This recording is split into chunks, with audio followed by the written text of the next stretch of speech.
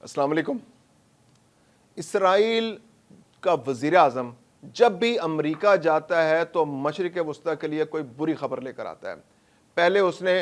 America का दौरा किया तो आने के बाद बाइडन की हुकूमत से मुलाकात के बाद उसको कन्विंस करने के बाद उसने गज़ा पर हमला किया।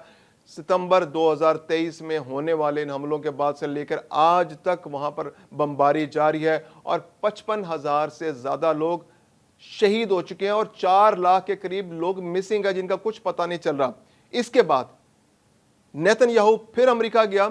और जाके उसने कन्विंस किया और वहां से वापस आया और उसने ईरान पर हमला किया और ईरान पर पूरी एक जंग मुसल्लत कर दी। 12 रोज जारी रहने वाली इस जंग में ईरान के बहुत से एटमी साइंसदान, पासदारान की लीडरशिप, फौजी क़यादत, उनको निशाना बनाया गया, टारगेटेड ऑपरेशन हुए और उनको शहीद कर दिया गया। उसके बाद जो सेकंड टीयर सामने आई उनको भी शहीद कर दिया, जो थर्ड टीयर साइंसदानों की आई उनको भी शहीद कर दिया गया। अमेरिका के साथ मिलकर इसराइल ने एटमी रिएक्टर्स तबाह कर दिए ईरान के। और अब नेतन्याहू फिर अमेरिका में बैठा हुआ था। मुबस्सिरीन का ख्याल था कि ये फिर कोई नौसत की खबर वहां से लेकर आएगा और वही हुआ। आते ही नेतन्याहू ने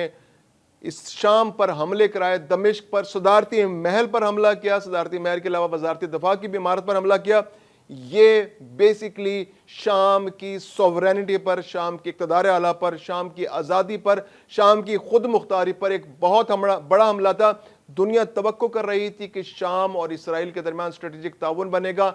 सिक्योरिटी एग्रीमेंट्स होंगे, क्योंकि अब जिस तरह खित्ते में एक बहुत बड़ी तब्दीली आई। बशर अल असद की गवर्नमेंट को अहमद शरा की मलेशिया ने, जो इनकी मुजाहिदीन का एक ग्रुप था, उसने जिस तरह से इस गवर्नमेंट को हटाया और तुर्की की पूरी मदद हासिल थी, सऊदी अरब की पूरी मदद हासिल थी, अमेरिका की भी तायद हासिल थी इस हमले में इसको, तो तवक्को ये की जा रही थी खित्ते के अंदर एक ऐसा मुल्क मौजूद होगा जिस पर से अमेरिका ने फौरी तौर पर पाबंदियां भी हटा दी कि जो इसराइल के लिए नर्म गोशा रखेगा, इसराइल के साथ ताउन बढ़ाएगा और इसराइल के साथ उसके एग्रीमेंट्स होंगे, कम से कम सिक्योरिटी एग्रीमेंट्स होंगे कि वो एक दूसरे पर हमला नहीं करेंगे। लेकिन इसराइल बिल्कुल किसी भी तरह की फ्लेक्सिबिलिटी शो करने के लिए तैयार नहीं है। वो ग्रेटर इसराइल की जानिब हर मुमकिन तेजी से कदम बढ़ाना चाहता है और उसमें उसको अमेरिका की भी मदद हासिल है। अमेरिका ने अगरचे इस शाम पर से पाबंदियां हटा ली हैं, लेकिन इसके बावजूद इसराइल किसी भी किस्म की रियायत देने को तैयार नहीं है और अमेरिका के अंदर मौजूद जो यहूदी लॉबी है वो भी पूरी तरह इसराइल की तायद कर रही है। अगरचे डोनाल्ड ट्रंप की इंतजामिया, ट्रंप इंतजामिया जो है वो इन हमलों के खिलाफ है, खित्ते के ममालिक बाकी जो हैं वो भी खित्ते पे इसराइल की इस जो जारियत की, इसकी जो है मुज़म्मत कर रहे हैं, लेकिन इसके बावजूद इसराइल किसी पर कान नहीं धर रहा। वो इस शाम के अंदर इस सारी सूरत हाल को अपने मकासद के लिए इस्तेमाल करना चाहता है। थोड़ा सा बैकग्राउंड जान लेते हैं कि आखिर ये उसको जवाब फराहम कैसे हुआ। शाम का एक इलाका है सुएद का, जहां पर दुरूज लोग रहते हैं। दुरूज जो है कोई एक मजहबी फिरका है जो अपने आप को मुसलमान नहीं कहता, लेकिन उनका ओरिजिन इस्लाम से ही है। ये फातिमी मुसलमान जो थे, जो असना अशरी से हट गए थे, अलहदा हो गए थे, उनका एक ग्रुप है। तो ये एक 10 से 12 लाख की एक आबादी है जिसका बड़ा हिस्सा जो है 5 से 6 लाख का शाम में मौजूद है, कुछ इसराइल के अंदर मौजूद है और कुछ लोग इनके लबनान के अंदर मौजूद हैं। ये अपने आप को मुसलमान नहीं कहते, ये इनका एक तसव्वुफ का अपना एक नेटवर्क है, ये अपने इनकी एक अपनी मलेशिया भी है। तो ये लोग बशर अल असद के दौर में भी इनके साथ कुछ नरमी का रवैया, जिन सिविल वॉर थी तो बशर अल असद की हुकूमत जिस तरह से अपने मुखालिफिन पर बमबारी करती थी और उन्होंने उनकी नस्लें तबाह कर दी, लाखों लोग उस बमबारी के नतीजे में शहीद हो गए, तो इनके साथ थोड़ा सा नरमी का रवैया रखा जाता। तो दरोज लोग जो हैं वो अपने इलाके में मौजूद रहे, अगरचे उनके अंदर से कुछ ग्रुप जो थे वो बशर अल असद को पसंद नहीं करते थे, लेकिन जिस तरह से बाकी इलाकों पर बमबारी, बाकी शहरों पर बमबारी, जिस तरह से एयरफोर्स का इस्तेमाल हुआ, फौजें उतारी गई, तो वो उस सूरत हाल का सामना दुरोज लोगों को नहीं करना पड़ा था। ये सूरत हाल उस वक्त ट्रिगर हुई कि दरोज के जो लोग थे उनके एक शख्स को, जो कबायली बद्दू थे, उन्होंने अगवा कर लिया और ये जो अगवा से जो लड़ाई शुरू हुई तो बद्दुओं और आपस में दरोज का जो है आपस में अस्करी तसादुम हो गया, जिसके बाद उस इलाके में शामी अफवाज भी आ गई। शामी अफवाज का इंटरेस्ट इस सारी सूरत हाल में यह है कि वो जल्द अज जल्द शाम के हर इलाके में अपना पूरा कंट्रोल बनाना चाहते हैं ताकि जल्द अज जल्द उसकी खुद मुख्तारी बहाल हो और ये एक मुकम्मल मुल्क के तौर पर सामने आए। दूसरी जानिब अमेरिका, इसराइल और बाकी जो वेस्टर्न ममालिक है उनका इंटरेस्ट इसके अंदर है कि शाम एक फ्लेक्सिबल सा, एक टूटा फूटा, बिखरा हुआ ایک ملک ہو جس کے اوپر جب وہ چاہیں بمباری کر دیں, جس کے اوپر چاہیں جب وہ حملہ کر دیں, جس پر چاہیں وہ اس کو ٹکڑے ٹکڑے کر دیں, اور ان کا جو گریٹر اسرائیل کا جو پلان ہے اس پر فوری طور پر عمل ہو سکے اور اس کے درمیان کوئی بھی رکاوٹ نہ آئے. اور جب اس حکومت کو ہٹانے سے انہوں نے بشار الاسد کی حکومت کو ہٹانے کے لیے ایک حالات پیدا کیے, تو اس حکومت کو بھی جب وہ چاہیں تو ہٹا دیں. لیکن یہ جو گورنمنٹ ہے احمد شرح کی گورنمنٹ, اس کے پڑوس میں جو ممالک ہیں وہ اس کے 2 سے 3 ممالک ایسے ہیں جو اس کی گورنمنٹ کو سٹیبل دیکھنا چاہتے ہیں. ترکی اس کا سب سے بڑا سپورٹر ہے, تو ترکی اس کی پشت پر ہے. اس کے علاوہ سعودی عرب کا انٹرسٹ بھی یہ ہے کہ احمد شرح کی جو حکومت ہے وہ اس علاقے میں موجود رہے, کیونکہ احمد شرح روس,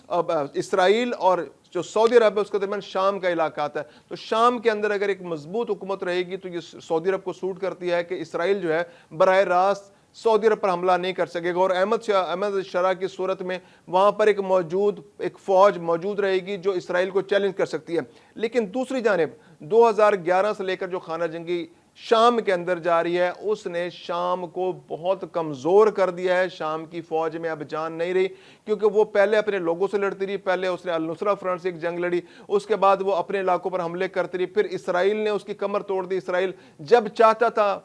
شام پر حملہ کر دیتا تھا. پچھلے 10 سے 12 سال کے دوران 2010 کے بعد سے لے کر تقریباً 200 سے 250 حملے اسرائیل نے شام پر کیے ہیں, جس کے جواب میں شام کی فوج نے براہ راست کوئی جواب نہیں دیا. اگرچہ جو اس کی سپورٹیو ملیشیاز تھیں جیسے حزب اللہ تھی یا اس کے علاوہ کچھ چھوٹے چھوٹے گروپس تھے, انہوں نے انفرادی طور پر کچھ راکٹس اسرائیل کی جانب پھینکے, جو ان میں سے کچھ گولان کی پہاڑیوں میں گر گئے, یا کچھ نے اسرائیل کی سرحد پر جا کے کچھ تھوڑا بہت نقصان کیا, لیکن کوئی مؤثر کارروائی سیرین فوج کی, شام کی فوج کی جانب سے بشار الاسد کے دور میں بھی نہیں کی گئی. تو اب بھی جو احمد شرح کی جو حکومت ہے, احمد شرح کی حکومت میں چونکہ اس کی بیک پر مجاہدین, اور انہوں نے بشار الاسد سے مجاہدین کے اس گروپ نے حکومت چھینی ہے, تو اس پر بہت زیادہ پریشر ہے اس وقت احمد شرح کی حکومت پر کہ وہ جو اسرائیل کے اس حملے کا کس طرح جواب دے, کیونکہ یہ کوئی پولیٹیکل گورنمنٹ اس طرح سے نہیں ہے, یہ ایک مجاہدین کے گروپ کی حکومت ہے. تو ان کے اوپر جو دباؤ ہے جو ود ان اس گروپ کہ یہ جس ان کو جو جواز ملا تھا وہ جواز یہی تھا کہ انہوں نے اس خطے کے اندر اسلامی حکومت قائم کرنی ہے جو اسرائیل کے وجود کو خطرے میں ڈال سکے. تو اگر آج یہ حکومت کسی طرح بھی ریٹیلیٹ نہیں کرتی, کوئی جوابی کارروائی نہیں کرتی, تو اس کے پاس اپنی حکومت کو قائم رکھنے کا کوئی جواز نہیں رہے گا. دروز پہلے ہی ان کو پسند نہیں کرتے, دروز السوید کا جو علاقہ ہے اس کے اندر جو خانہ جنگی ہوئی ہے, شام کی حکومت نے اس وقت مؤثر ایک سمجھداری کا مظاہرہ کرتے ہوئے السوید کے علاقے میں تو خانہ جنگی کر دی, جو ان کا جو پولیٹیکل لوگ تھے ان کے ساتھ ان کی بات چیت ہوئی ہے, اور اس بات چیت کے نتیجے میں ایک خانہ جنگی ہو گئی, اور اب وہاں سے شامی فوجیں واپس آ رہی ہیں. لیکن جو وہاں پر ملیشیا ہے, وہ ملیشیا اب بھی خانہ جنگی جاری رکھنے پر اصرار ہے, اور انہوں نے کہا ہے کہ ہماری طرف سے جنگ ختم نہیں ہوئی, ہم اس جنگ کو جاری رکھیں گے, اور یہ جنگ اس وقت تک جاری رہے گی جب تک ہم اپنی خود مختاری کی طرف قدم نہیں بڑھا دیتے. تو اس وقت اسرائیل کا انٹرسٹ یہ ہے کہ شام کے اندر خانہ جنگی دوبارہ شروع ہو جائے, شام کی حکومت یا تو جنگ کی طرف آ جائے. اور اس وقت جو شام کے پاس آپشنز یہی موجود ہیں کہ احمد شرح کے پاس نہ تو راکٹس ہیں, نہ اس طرح سے اس کے پاس ایئر فورس ہے کہ جو اسرائیل کے خلاف جوابی کارروائی کر سکے, نہ اس کے پاس میزائل ٹیکنالوجی ہے, اس کے پاس صرف اور صرف افرادی قوت موجود ہے, اس کے پاس مجاہدین موجود ہیں. اگر کسی وجہ سے یہ مجاہدین اس جانب کا رخ کر لیتے ہیں تو اسرائیل کو ان کو ٹیکل کرنا کافی مشکل ہو جائے گا, ایک بہت بڑی جنگ کی صورت پیدا ہو سکتی ہے. اور یہ ایک ایسی جنگ ہوگی جس کے اندر نہ چاہتے ہوئے بھی بہت سے ممالک شامل ہو جائیں گے. عرب ممالک شام کو اکیلا نہیں چھوڑ سکتے, یہ ان کی مجبوری ہے. اس کے علاوہ ترکی نے شام کا ہر صورت میں ساتھ دینا ہے, کیونکہ اگر آج شام کی احمد شرح کی حکومت کا ساتھ نہیں دیتی تو کل کوئی بھی گروپ ترکی, سعودی عرب یا کسی دوسرے عرب ملک کے کہنے پر اسلحہ نہیں اٹھائے گا اور اسرائیل کے خلاف اکٹھا نہیں ہوگا. اور ایران کے اس موقف کو بھی تائید ملے گی کہ بشار الاسد کی جو گورنمنٹ تھی وہ زیادہ مؤثر تھی, اس کو غلط طور پر ہٹایا گیا کیونکہ وہ اسرائیل کے لیے تھریٹ تھی, اور یہ لوگ تو آتے ہی اسرائیل کے سامنے بالکل لیٹ گئے اور انہوں نے کوئی ریٹیلیٹ نہیں کیا. تو احمد شرح کی جو حکومت ہے, جو احمد شرح کی جو فوج ہے, احمد شرح کا جو گروپ ہے, اس پر بہت زیادہ دباؤ ہے کہ وہ اسرائیل کے خلاف فوجی کارروائی کریں, کسی بھی قسم کی کارروائی کریں. خاموشی ان کی جانب سے اختیار کی گئی ہے, مذمت کی گئی ہے, دوست ممالک سے کہا گیا ہے, یو این سے کہا گیا ہے کہ وہ اسرائیل کو اس جاریت سے دور رکھیں. تو اس وقت احمد شرح پر دباؤ بہت زیادہ ہے کہ وہ کس طرح سے اسرائیل کے اس حملے کا جواب دیں گے, کیونکہ اسرائیل نے احمد شرح کے گھر پر حملہ کیا ہے, صدارتی محل پر حملہ کیا ہے, وزارت دفاع